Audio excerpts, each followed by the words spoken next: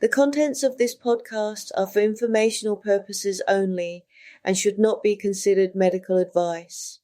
If you have a specific health concern or condition, please consult a qualified healthcare professional for more details. Check out herguru.uk/disclaimers. Hi, welcome to Work, Stress, Anxiety by ABGW. Yes, I'm Cheryl, and today we are talking about something that honestly, it sounds so obvious until you realise absolutely nobody actually does it. What am I talking about? I am talking about protecting that divine thing that the universe has provided for us. Yes, I know. I'm being silly about it, but I'm talking about protecting your energy, not protecting your productivity or protecting that reputation that you've crafted so well, not protecting everyone else's emotional comfort. No. Protecting your actual energy. Because what I've noticed is that a lot of high functioning women are walking around as if their energy is some unlimited subscription service. As if, as long as we drink water and we do our breathing exercises and we look after that houseplant the way we should be able to keep going infinitum. We can't. It's deeply inconvenient, I know. Actually, it's very annoying. But the thing is, it's still true. And this matters because, especially when it comes to work, stress doesn't arrive, in a nice little package for you. Sometimes it starts as low energy or a shorter temper. Or even something like your body just feeling heavier, or even a slightly panicky feeling when you look at your calendar. A strange sense that your life is demanding a version of you who hasn't been available for several financial quarters. So today's episode is about how to protect your energy before work stress becomes work anxiety. And I'm not talking about in a fluffy way. You know me, I'm talking about in a calm, first, reality first way. Because the way that I see it, your energy is not just a luxury. It's not just spare change. It's not just a nice little bonus.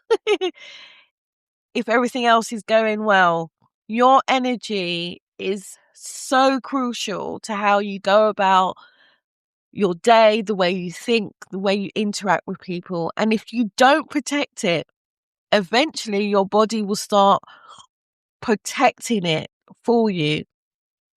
Unless, at least until the less convenient moment happens. Yeah?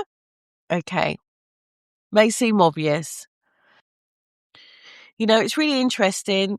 At the beginning of season 4, I did an episode called How to Step Back Without Guilt. Why this stress coach went quiet during Stress Awareness Month.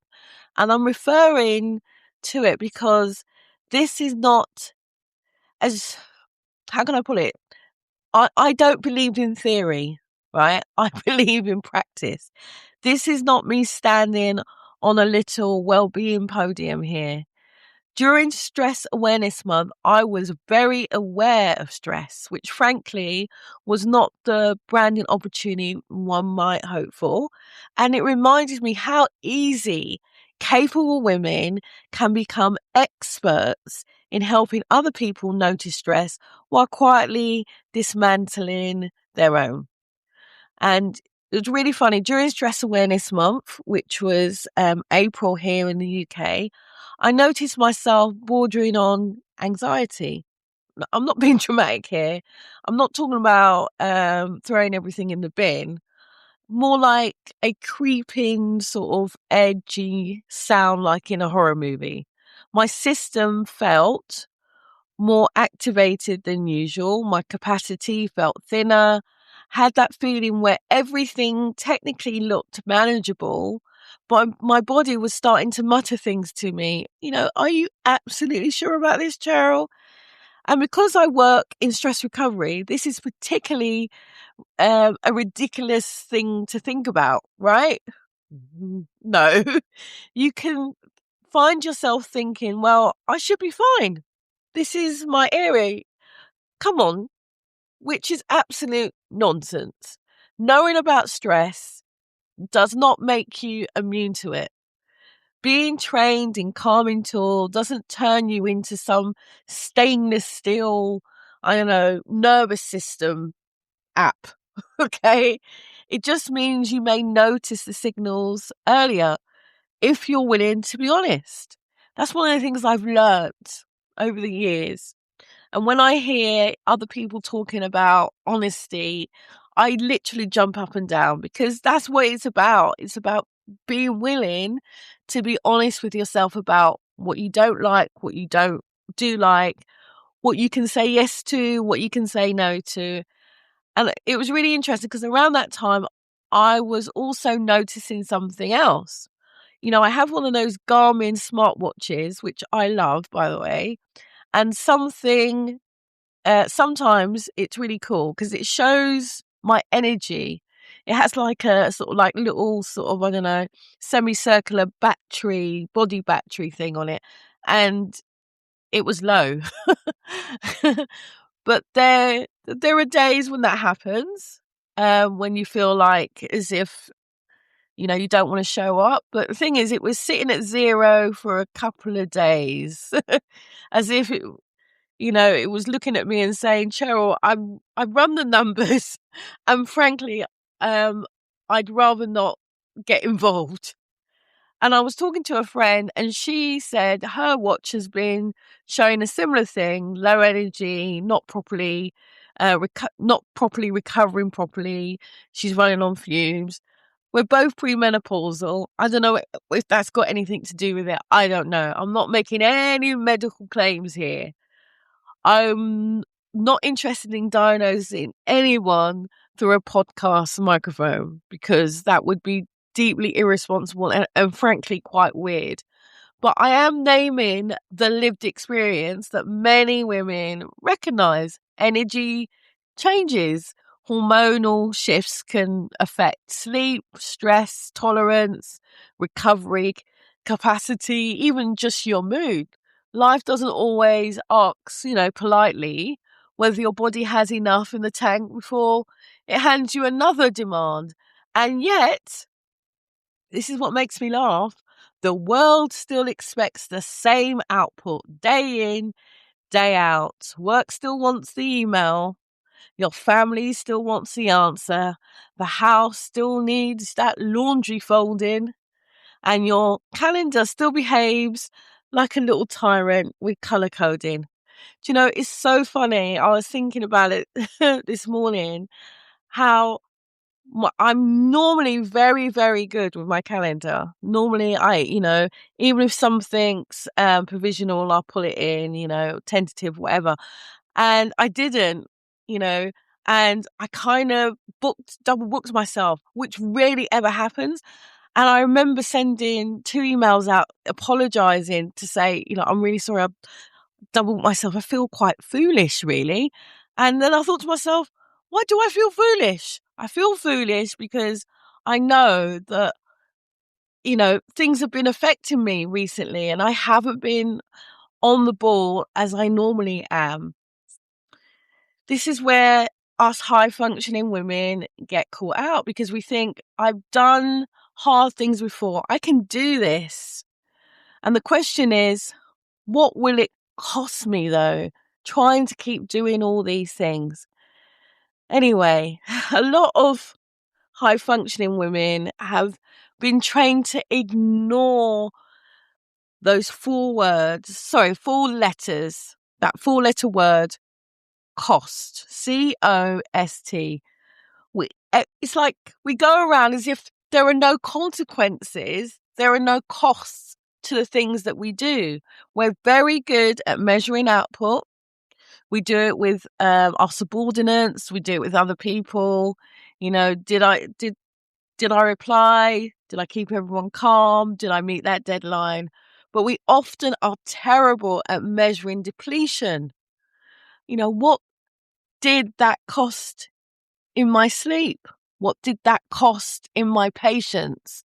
What did that cost my ability to enjoy that evening? And because energy loss is often invisible, often people don't treat it as if it's something real, right? If you had a broken leg, most people say to you, could you just push through? No, they wouldn't. No, of course not. Because it's energy, we act as though it's not there.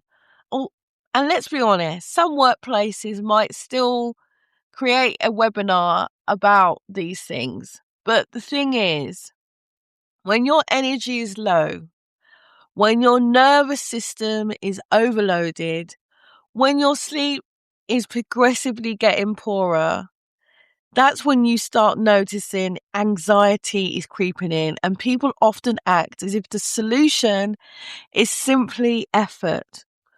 You hear it all the time. Just try harder. Maybe you need to plan better. Maybe, this is the one that I love, okay? Think positive. Come on, be resilient. Look after yourself, but make sure that report is still done for me by Thursday morning. Lovely, lovely, lovely. It's a buffet of contradiction. And then the thing is, we know that at an intellectual level, but we still internalize it. We still say to ourselves, I should be able to cope. I'm just being dramatic. And when things calm down, lovely to imagine, rarely seen in the wild though, because for most women, especially in work stress mode, energy becomes the thing they keep borrowing from. They borrow it from their sleep. They borrow that energy from their weekends.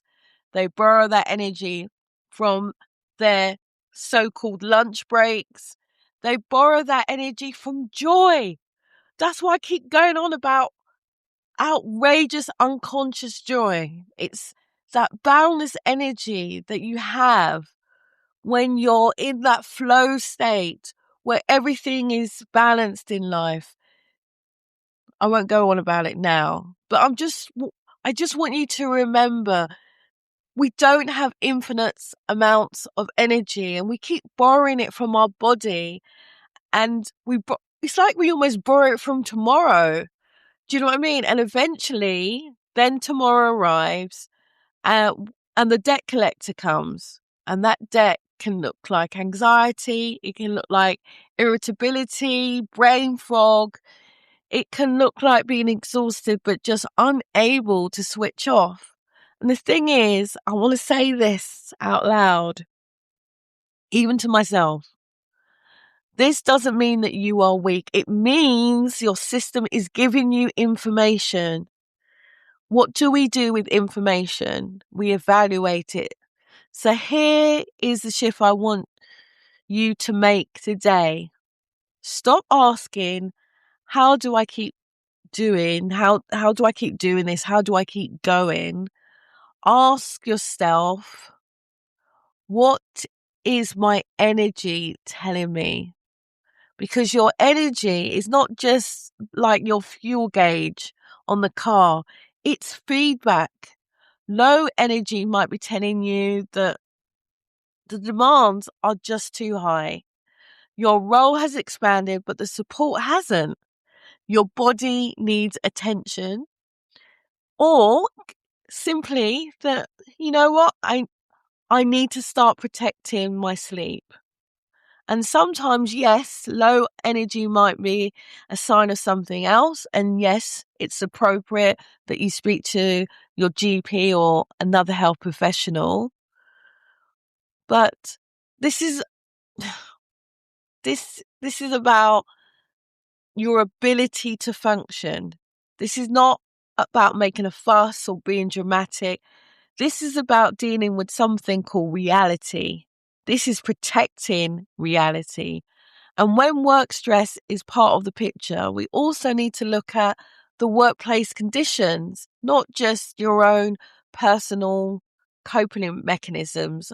Are the demands realistic? Do you have enough control over the pace, your workload, priorities, and decisions? Is there genuine support, or is it just like that well-being poster in the work kitchen? Are the relationships that you have safe and respectful?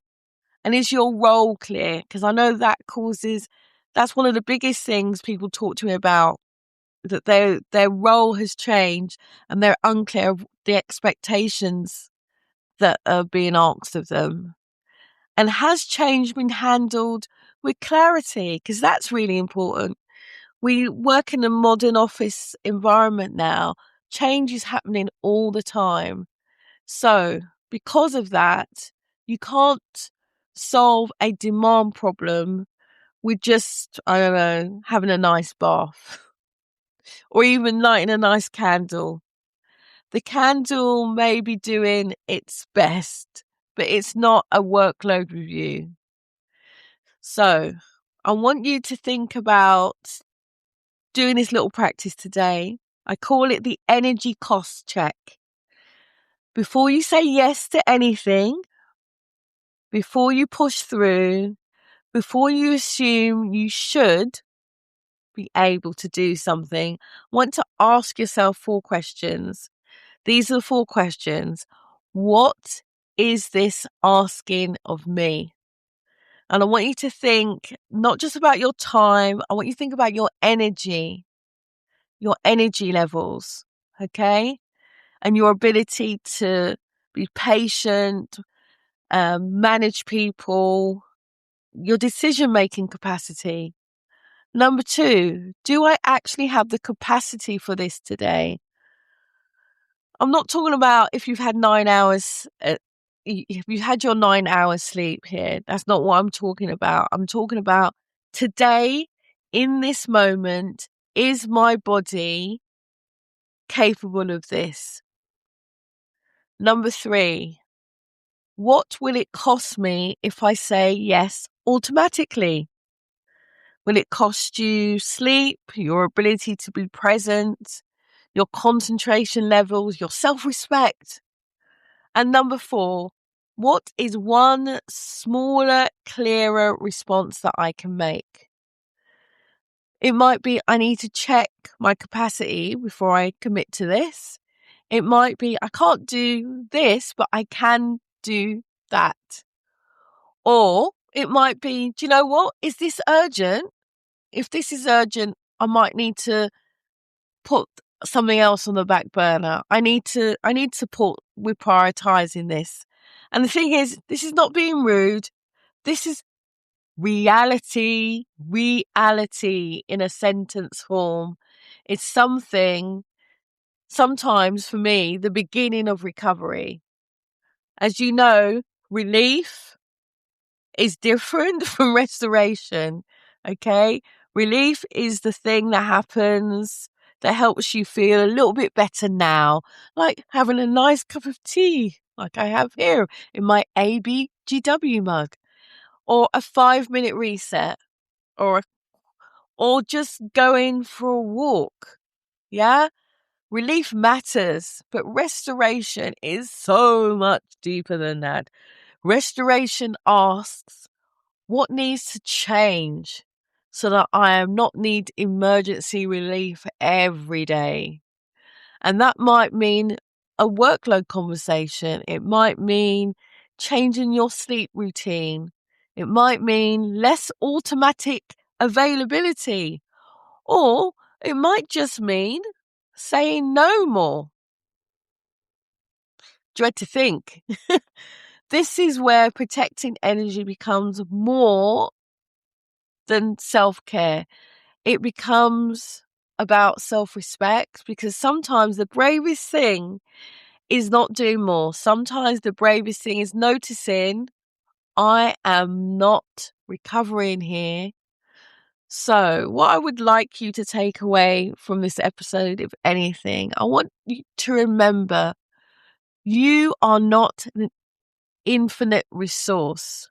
Your energy is not some sort of moral test. Your tiredness is not some sort of character flaw. Your capacity is not proof that you are failing. It may be proof that the demands have exceeded the available resources, and that sentence is much more useful, because once you stop calling yourself the problem, you can start looking at the patterns. You can protect your energy earlier. You can pause before the automatic yeses come out. You can choose smaller, clearer responses. You know, it's a bit boring, I know, but it's called calm first, reality first, then change. You know, if this episode has helped you in even the smallest way in terms of work stress, please follow the podcast. The link is in the show notes, and that way the next episode is there when you need it without you having to remember where to go and find it, or whether enough you've got enough tabs open on your laptop. You know, this has been Work, Stress, Anxiety by ABDW. I'm Cheryl, and today I want you to remember this: protect your energy. Yeah, protecting your energy is not being selfish. It's not being dramatic or lazy. It's how you stay connected to yourself in this beautiful world that we have, that keeps asking us, especially us women, to run around like as if we've got invisible batteries, and then act surprised when we start flickering. So today, go protect your energy. Just check it out before the next automatic yes, before the next I'm just gonna push through, before the next I should be able to manage this. Just ask yourself, do I have the capacity? Because remember, every step you take, no matter how small, is a step towards a brighter, more balanced future. So trust in your journey, and remember, progress is progress, no matter the pace. Bye for now.